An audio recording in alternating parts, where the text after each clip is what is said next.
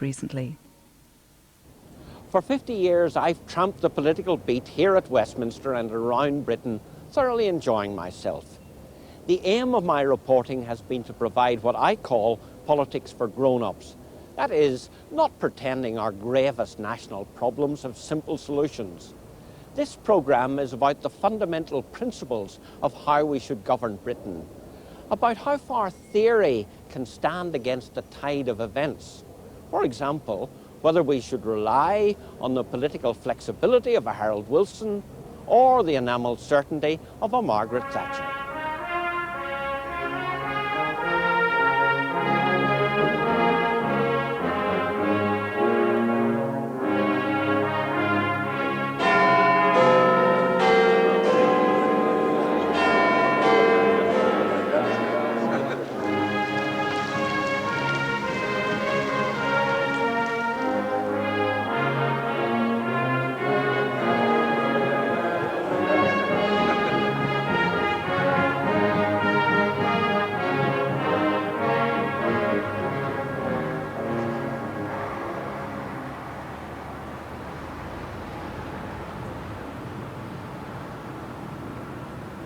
Democratic politics is far more difficult than people understand. It's an art form which relies on debate and infinite compromise.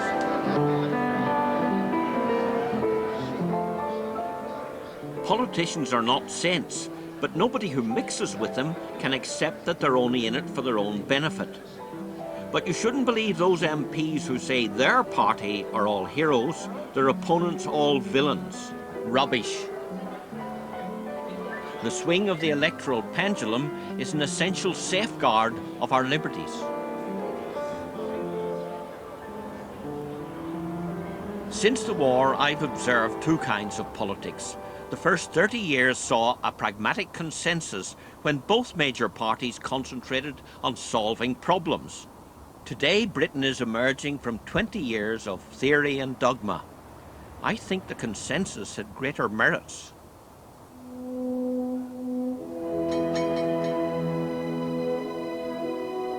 In Belfast, precisely 50 years ago, I became a journalist.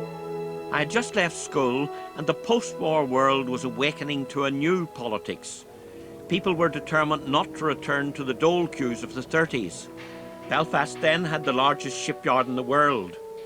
Britain's full employment of the war years endured, and even black spots like Ulster were more prosperous than ever. The nation clung to its sense of common purpose. For my taste, Ulster politics cared too little about jobs and social improvements, too much for sectarian divisions. Yet this was an era of revolutionary hope, and to be young was, well, if not quite Wordsworth's very heaven, then at least exciting. You know, it was really fun to work in newspapers in those days, I thought. The Telegraph seemed to be exceptional in that there was a certain degree of free and easy atmosphere in it. It was quite the thing to read the communist newspaper and profess Labour views because there was no Labour Party in Northern Ireland and very little Labour sympathy. I mean, did you ever get angry with the sterility of the politics? I tended not to get angry at things like that, except when you would express views which were outrageous, so I'd get a bit cross with that. But on the whole, I tended to regard it as something that was immutable, and why the hell get upset about it? Live among it, live with it, do the best you can in it.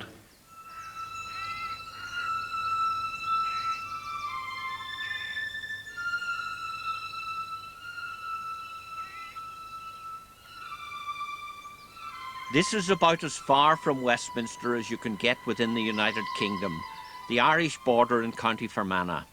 In the late 40s, a British Prime Minister could enjoy a holiday with his wife in the Republic and then drive back into Ulster without a policeman in sight. This was my first encounter with a leading national politician, Clement Attlee. Prime Minister, John Cole from the Belfast Telegraph. I wonder if I could trouble you for a comment on an article that appeared in yesterday's Observer newspaper. I don't know if you've seen it. Even then, journalists were conjuring up fantasies about removal of the border. Attlee had not seen the paper, for this was before the macho era of 52 weeks a year politics. But he took the report in at a glance and denied it point by spurious point. As I considered my first scoop, I noted that his words fell into logical paragraphs.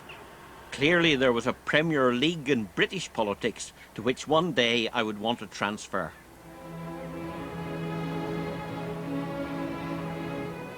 So I moved to the Manchester Guardian. There, instead of the atavistic memories which preoccupied Irish politicians, I was able to concentrate on the more universal and more significant politics of right and left. But first I wandered happily through one of the few oases in my political journey. What a lot of the reporters did was to write not hard news stories, but what we call colour pieces about folkways, particularly north of England. That's right. The last boatman in Windermere, as it might be. Yeah. Last tripeter in West Horton or whatever, last clogmaker in Bolton. And he was very agreeable. He went out and did these nice stories, and you were expected to take over and write a piece in your own style, not to write a hard news piece. And what you wrote got printed.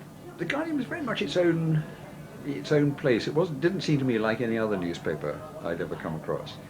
And people on the Guardian certainly believe that has something to do with it being in Manchester rather than in London. The thunder of the Guardian's presses echoed the journalistic maxims of its great founding editor, C.P. Scott. Facts are sacred, but comment is free. The voice of opponents as well as of friends must be heard. It is good to be frank, it is better to be fair. When I came here, C.P. Scott was still the principal character in the drama, really, even though he'd been dead for a number of years. The whole place was alive with his mythology, and I think his philosophy still informed it. But I suppose that that kind of north of England dissenting tradition was at the heart of the Guardian's philosophy, wasn't it? That tradition of reasoned argument and dissent marked us all for life. My job as Labour correspondent spanned industry and politics. All parties then believed in a pluralist society. Trade unions are a vital part of that. All those in favour, please show. For all the lunacies which have reduced their influence in the past 2 decades, I believe unions remain working people's only sure protection and a bulwark of democracy. The TUC's obligation to work with governments of any political colour was the constant message of George Woodcock, a man of Socratic mind. All through my time at the TUC has been trying as hard as we possibly can to have an influence upon government. We do deal with people who have power given to them by the electorate of this country. My shrewdest political tutor was Harold Wilson, who died recently. He believed in the politics of persuasion, although he could be combative. It has been called the irresponsible society. The society where money counts more than men, where profit counts more than service. We're making money. Nonetheless, once in Downing Street, he displayed an instinct for compromise. This was an instinct shared by One Nation Tories as well in those years of consensus. Some younger Labour men worried about Wilson's pragmatism, though it did not represent the value-free politics they feared. Harold Wilson was a much better Prime Minister than we thought him at the time. I don't know how much economics he knew. He wasn't at all interested in political philosophy, political ideas. There's a downside to that as well as an advantage. And the downside is you could only pinpoint 2 or 3 things that Harold Wilson believed in with passion. He once said to me that he believed in pragmatism because all politics was inevitably pragmatic, that the people supported him not as an ideologue, but as a man who was a good manager, who would look after the shop while they got on with their lives. And I think he did that, but he did it within the kind of purview of your party. He was pushing in the same direction, surely, as people like yourself. What Harold really believed in was a society in which ability succeeded irrespective of your background. That's why he says that his great achievement was the Open University, because the Open University was a way in which young men and women who hadn't had a formal chance could make it if they were clever enough. That's what Harold Wilson really stood for. I I'm not going to make another speech. He had the instinct of equality. He had the instinct of approachability, likability, the instinct of common sense. You know, you used your common sense, and you used your wits, and you worked hard. There was a lot in there to hold the affection of the party, whatever mistakes he made, and he made quite a lot of mistakes. The holy grail of post-war politics for both Tories and Labour was growth without inflation. The means was voluntary incomes policy. As a pragmatist, Harold Wilson believed in that. Because if incomes run ahead of production, it will follow, as night follows day, that the only result will be higher prices and no lasting improvement in living standards. The danger for union members was that if they didn't help fight inflation, governments would inevitably abandon the historic commitment to full employment. To keep economic growth going, an incomes policy seemed essential. I remember, were one of the first to tell me we should have one. In that famous pub in Blackpool. Yates's Wine Lodge. Yates's Wine Lodge, when we were drinking champagne at £0.50 a glass. And you told me then, as I was a putative chancellor in 1963, you see your own sins come back on your head, that I must have a voluntary incomes policy.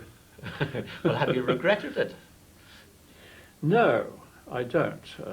I think that the trade unions failed to see the importance and the advantage of it. It wasn't that their leaders didn't see it. Their leaders saw it, but they were not strong enough and not willing to take a lead against the more very left-wing activists who at that time had climbed into positions of authority in their union, even though the ordinary trade union member, their own member, saw it and was ready to go along with a voluntary incomes policy.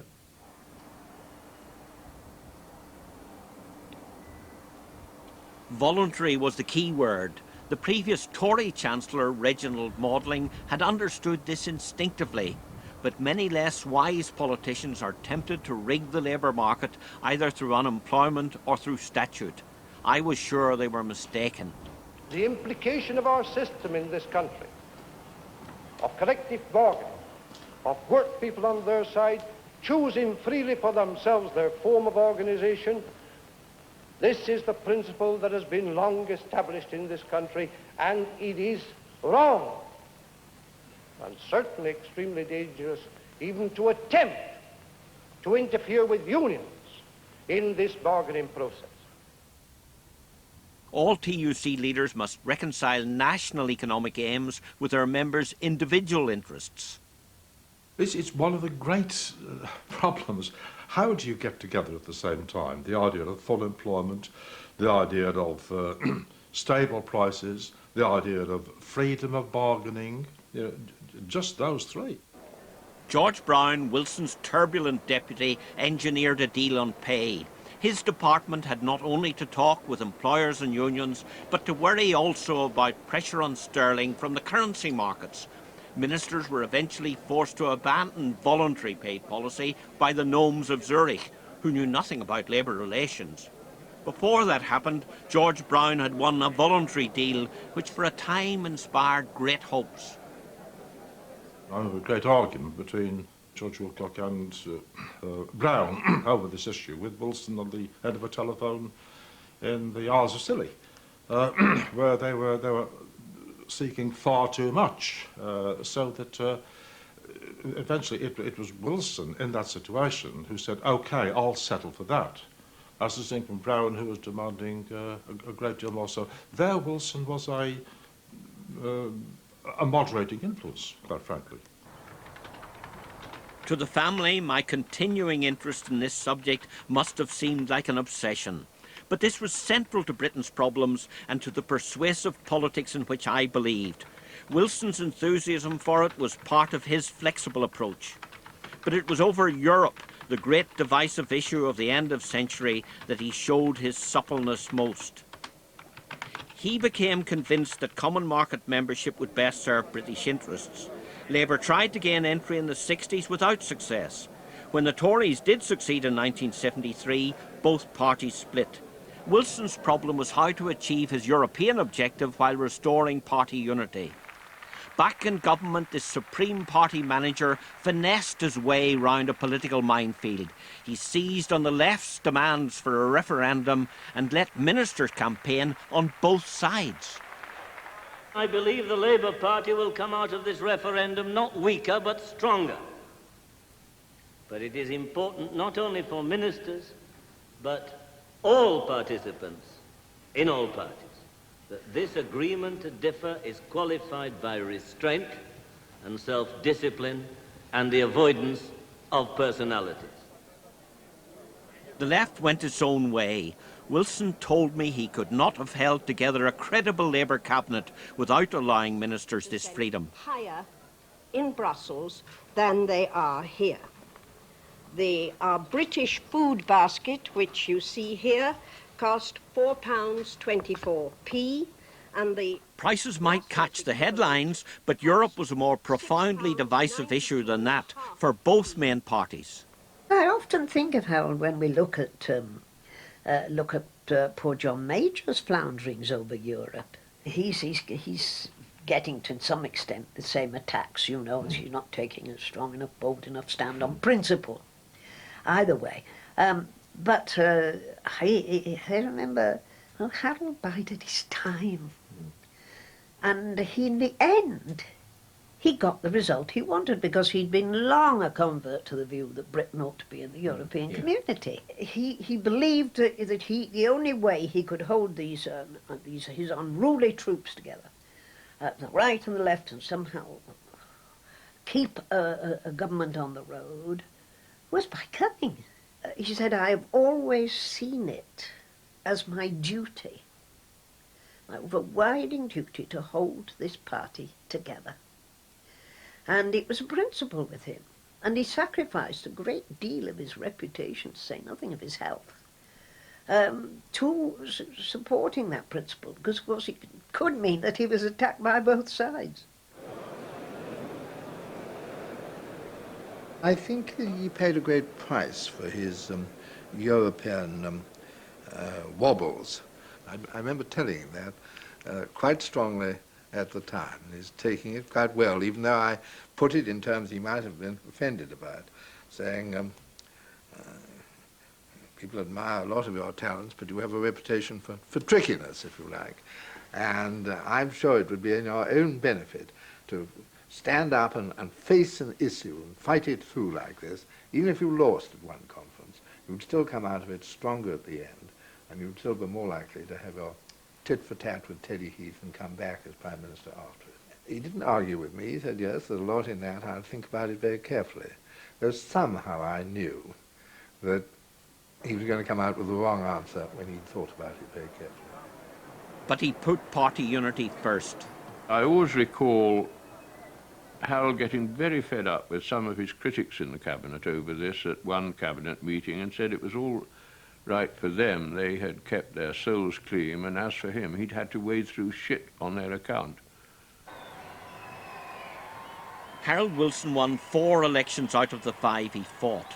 His political achievement was to inch Britain towards a more just society in which the have-nots would enjoy a better chance.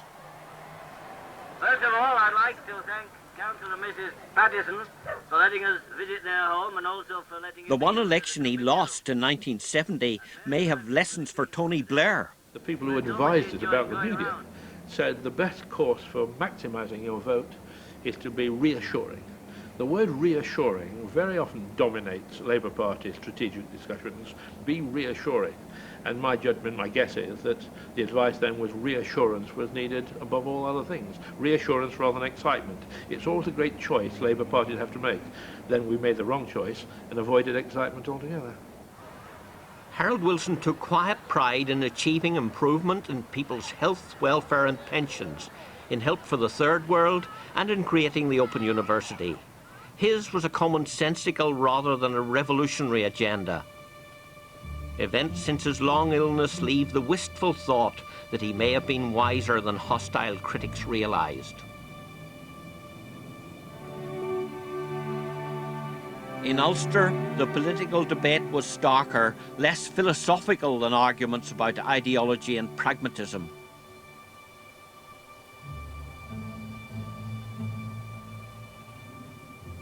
There, the issue was the ancient, bloody one of nationality. When I went back to the village where Attlee crossed the border, it was guarded by a fortified police station. I went to London because I was fascinated by national politics and frustrated by the Ulster variety. But few of us ever cut the silver cord that binds us to the place of our birth. When I left Belfast in 1956, its public life seemed boringly repetitive. Often in the past quarter century, the people who live here would have welcomed a resurgence of that boredom. It would have been better for them than the equally repetitive but deadly alternative, what Sean O'Casey called the hate, the murdering hate. That hate comes from small minorities in both communities whose reverence for democracy has never matched their fanatical belief in their own rightness. Terrorism is what makes Ulster politics unique. But I kept looking for a political solution.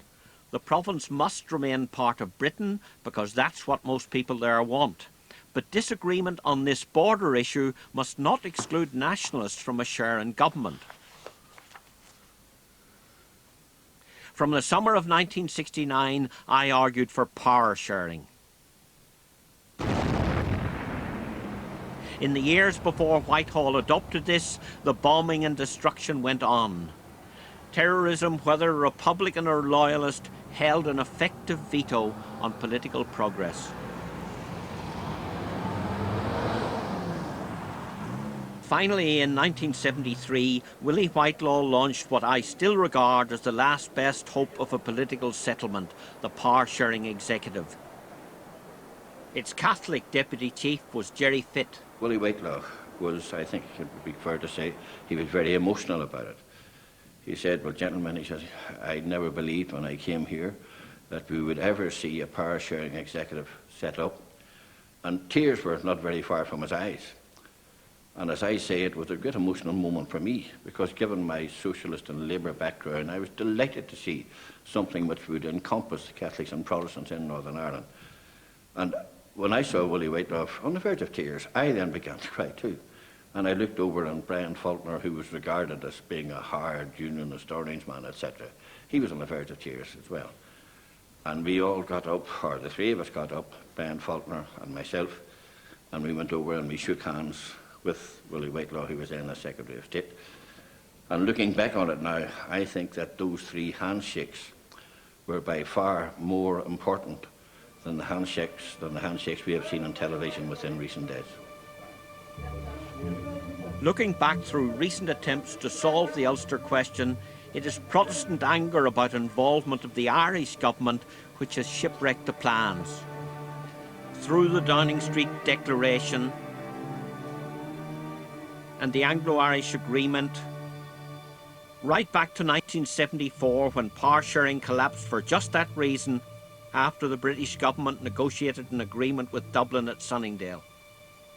And I realised that the question of a Council of Ireland, as it was then being discussed, could in effect kill off, as it did, the Sunningdale executive.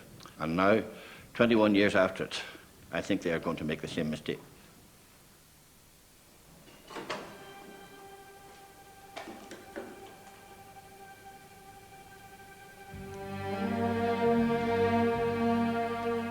The accidentally burnt-out chamber at Stormont is sadly symbolic. The dilemma is not easy.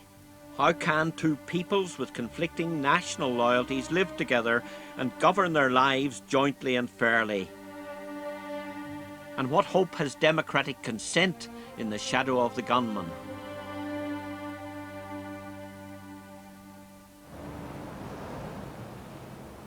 Back in London, as I moved to the Observer, both parties were on ideological trips, to adapt the drug patois of that age. Margaret Thatcher and Tony Benn were seeking more clear blue water between their parties. I heard Conservatives curse John Maynard Keynes and proclaim the unfailing wisdom of free markets. And I watched Labour split. We recorded the left's attempts to make it more socialist and anti-Europe. But Labour's right, accustomed to being in control, didn't like the revolution. In those observer years of mine, the political world turned upside down. This was the watershed in modern politics.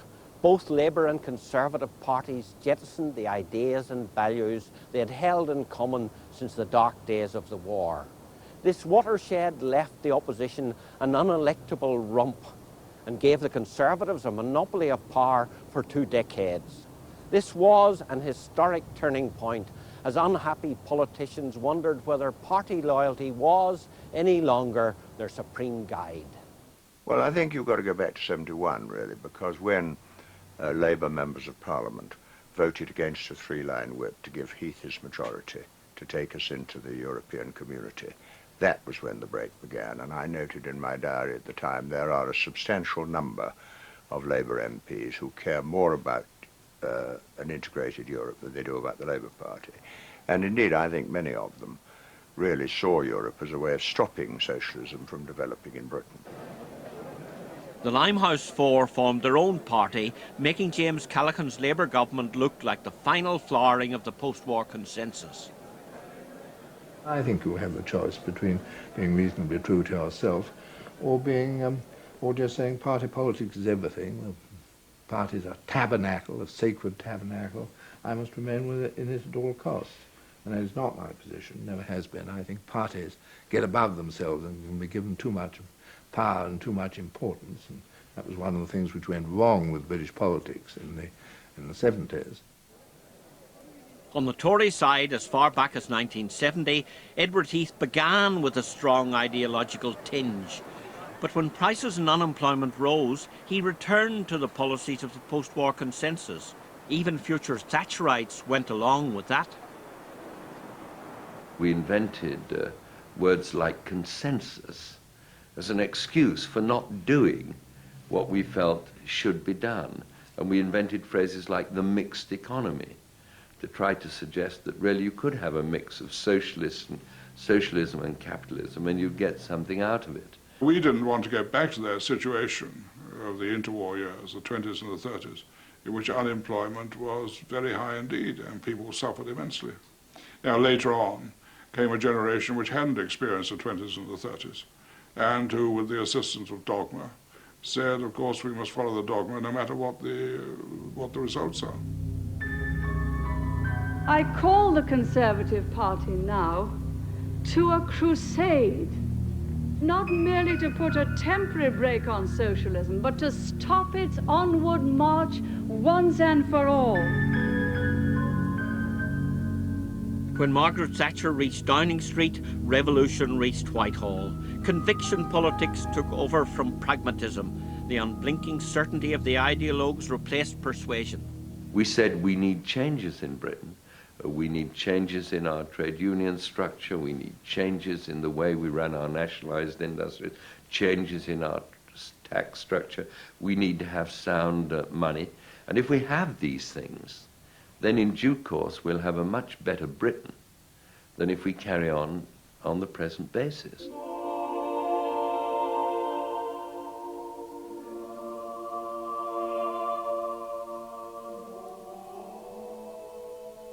The immediate consequences of these policies, especially of high interest rates and an overvalued pound, were devastating.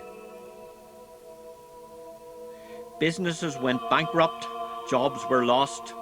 Many of the new service jobs were low-paid, part-time, or both. Manufacturing suffered savagely. I think once you lose your manufacturing base, it is an awful job to try and get it back again. Actually, at the moment, I think we're doing quite well, but it'll take 20 years to get a proper manufacturing base back again. If we're to compete in a world where low-cost producers are now producing the bulk goods that they are in other parts of the world, we have to move up market. That's why education is so important. Jim Callaghan saw that well enough. Jim tried to articulate and start the great debate on education in the late 1970s. But it faltered. I think that we didn't pick it up quickly enough. It was only in the second half of the 1980s that we really began addressing ourselves to this, and there's still a long way to go. But Geoffrey, Conservatives used to be concerned with the condition of the people. You say James Callaghan raised this issue in 1976. We're now in 1995, and there have been a consistent level of unemployment of between 2.5 and 3 million during 15 years of your governments. I mean, surely this is the most important thing. People should have a job, should they not? But John, nobody would disagree with that. But you speak as though you're denouncing us for a condition which we have created. Well, I'm really surprised by the complacency that that employment is a residual. I mean, what's this great success that you've tamed the trade unions, that you've created high unemployment, and surprise, surprise, that they don't ask for big wage increases? John, forgive me, you put it in the most crude and imperceptive fashion. I hate unemployment. I was brought up as a young man in South Wales with figures of a high unemployment as part of the backdrop. But to say one hates it and to say one would like to change it is not to solve the problem. I come back to the point that every European economy has been facing unemployment on the same scale and growing and still higher than ourselves. Now, that isn't because of some wicked mischief-making capacity of Margaret Thatcher and myself. It's because we're going through a huge structural change in a changing world economy.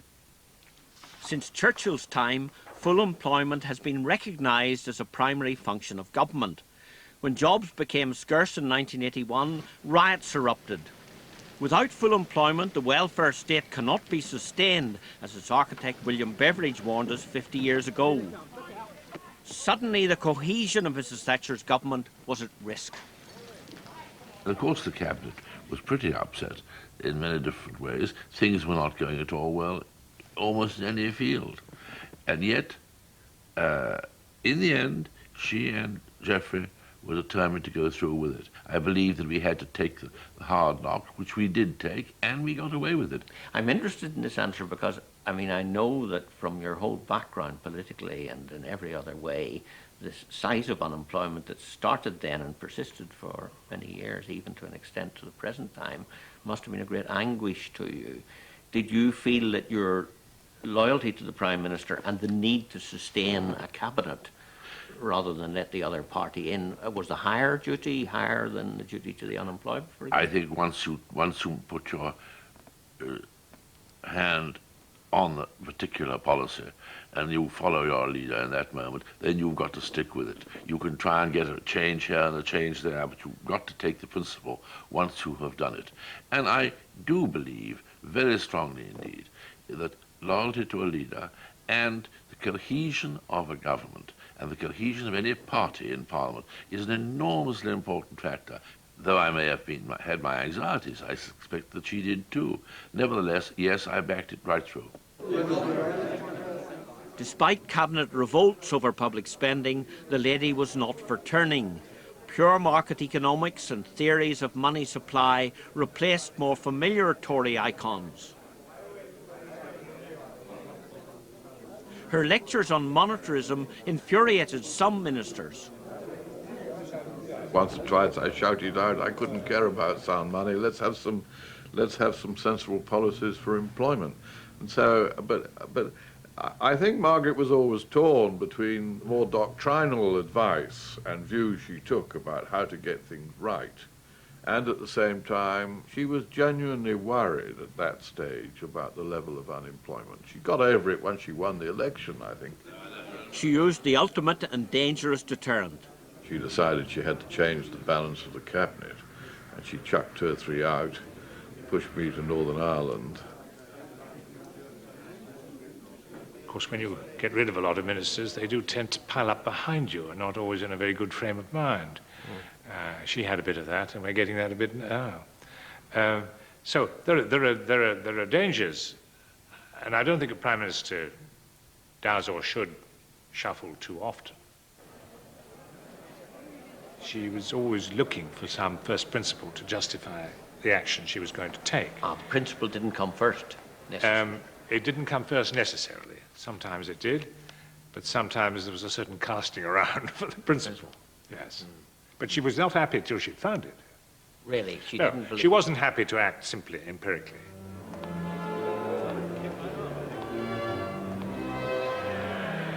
Just a quarter of a century after leaving Belfast, I left newspaper politics behind and devoted myself to the national variety full-time for the BBC. The Palace of Westminster is a whispering village. If you keep your ear assiduously to the ground, you can sometimes make out what's going on.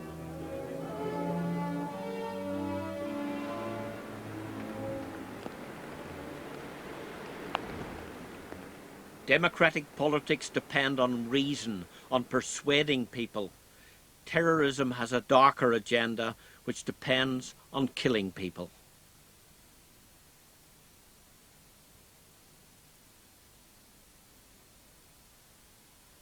You hear about these atrocities, these bombs. You don't expect them to happen to you. But life must go on, as usual. And your conference will go on. The conference will go on. The conference, all right, John, the Yes. conference will go on, as usual. Thank you, Prime Minister. Thank you.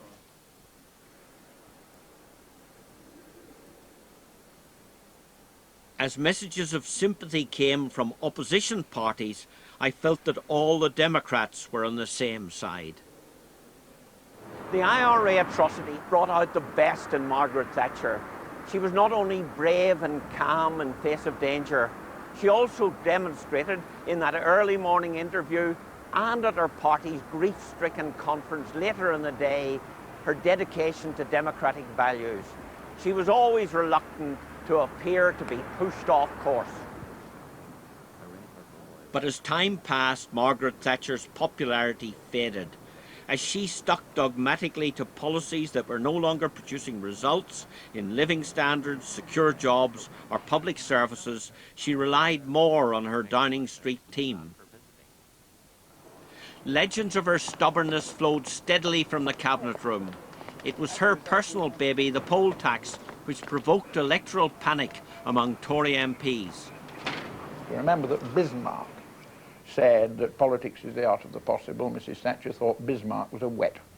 So far as she was concerned, politics is the art of making possible that which is thought to be impossible, which I can tell you is extremely wearing. I saw the opportunity in something she said to ask ever so respectfully, will this be your last election? Oh, Prime that was Minister? asking for it, wasn't it? Well, Yeah. it was. So she said, no, I'm going on and on and On on. and on. I read in Kenneth Baker's memoirs later that she regretted this statement.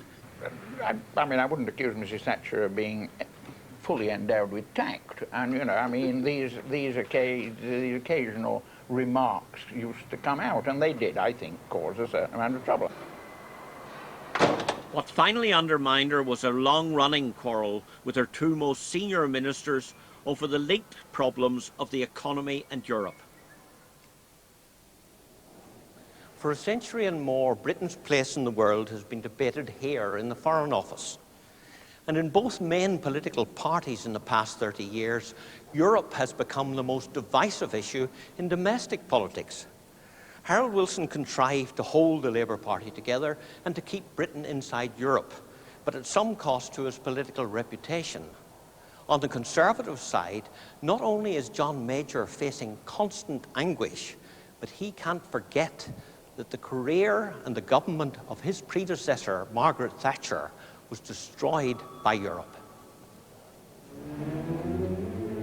In 1989, before the Madrid summit, Foreign Secretary Howe and Chancellor Lawson threatened to resign.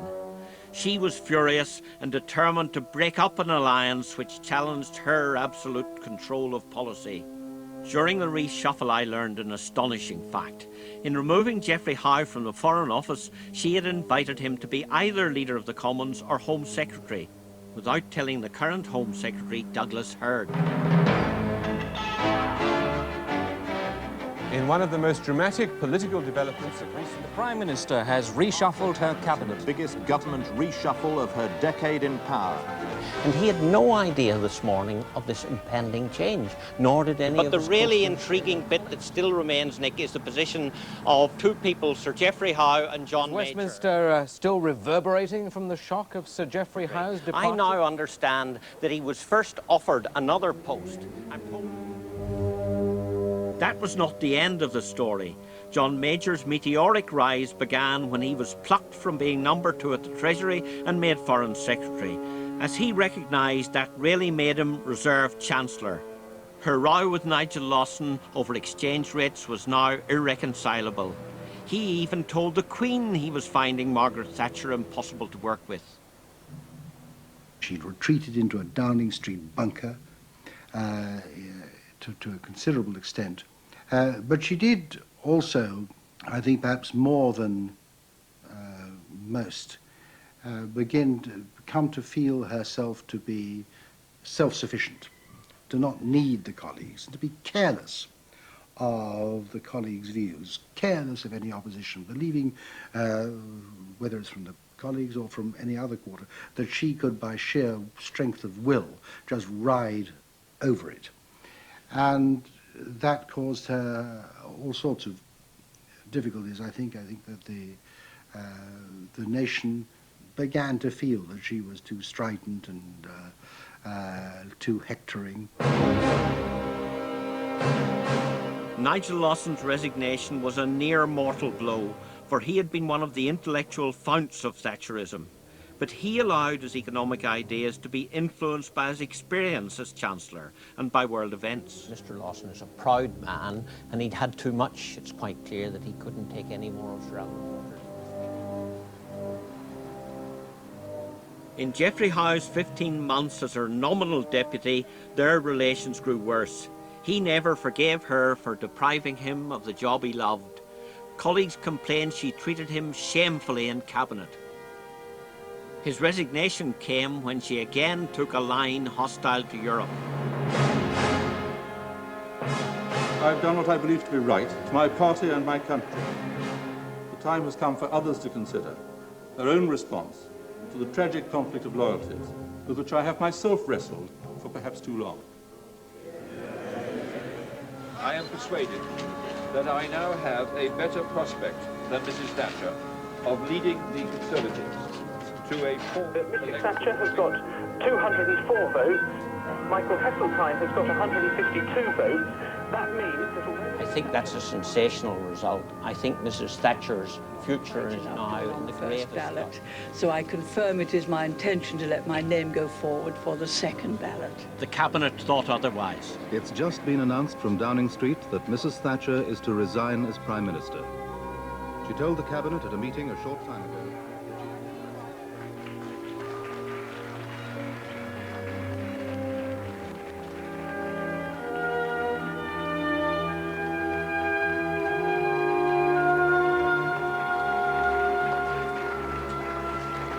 Ladies and gentlemen, we're leaving Downing Street for the last time after 11 and a half wonderful years. She had been Prime Minister longer than anyone this century.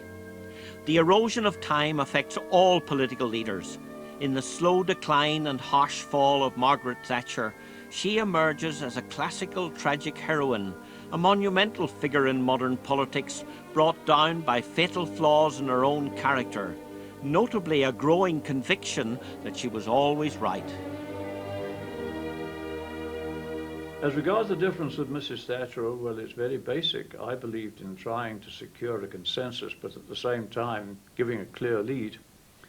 She, I suppose, believed that it didn't matter a damn whether there was a consensus in the country. I preferred to try to lead the nation rather than dragoon it. Was 1990 the sunset of Britain's experiment with ideological politics? Labour has continued its long retreat from left-wing policies.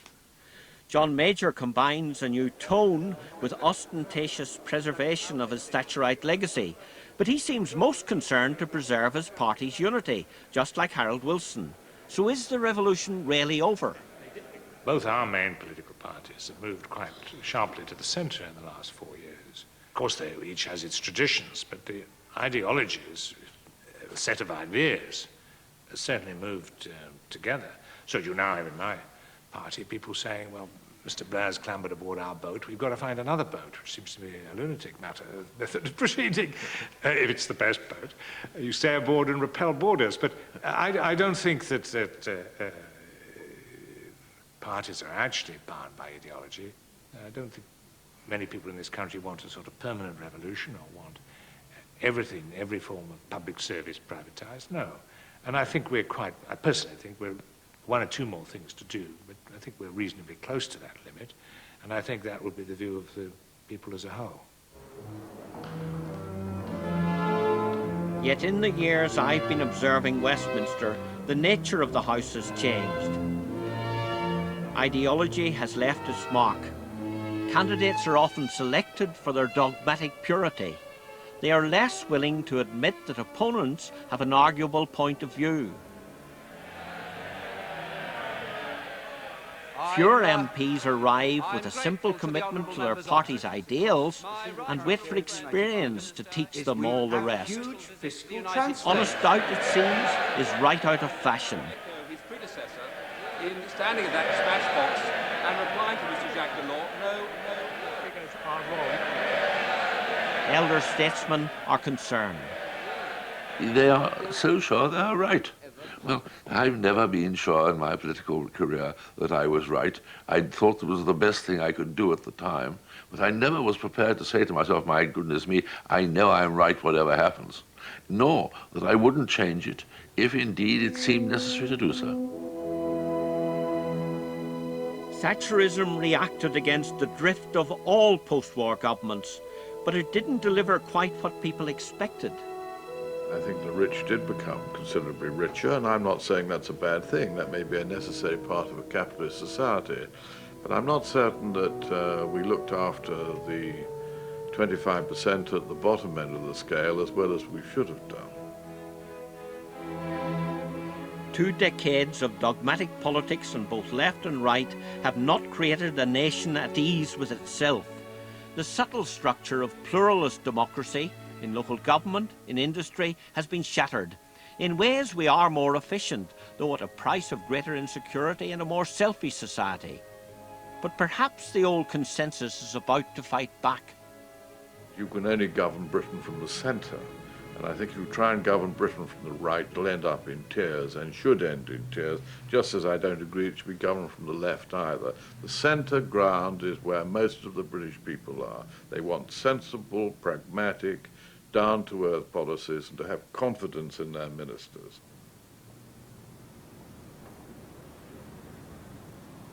Inevitably, towards the end of a lifetime spent reporting politics, I asked myself whether it's all been worthwhile.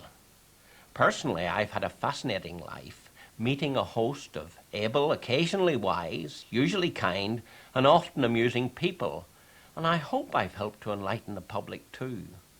But my opening question remains, which style of government has served the British people better? The flexibility of both Conservative and Labour leaders in the post-war years had its weaknesses, but at least they kept the nation together. Dogma, by contrast, has divided us, has made the poor poorer and left more people without jobs. In my judgment, the new tendency for politicians to rely more on their own common sense is not before its time.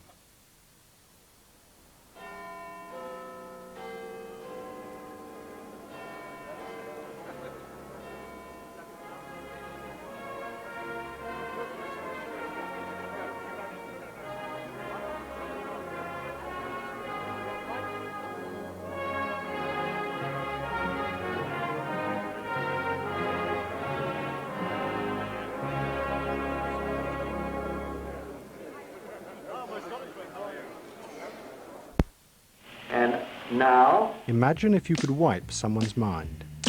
I don't remember what happened to me. Remove all their memories. What's husband? What's making love? What would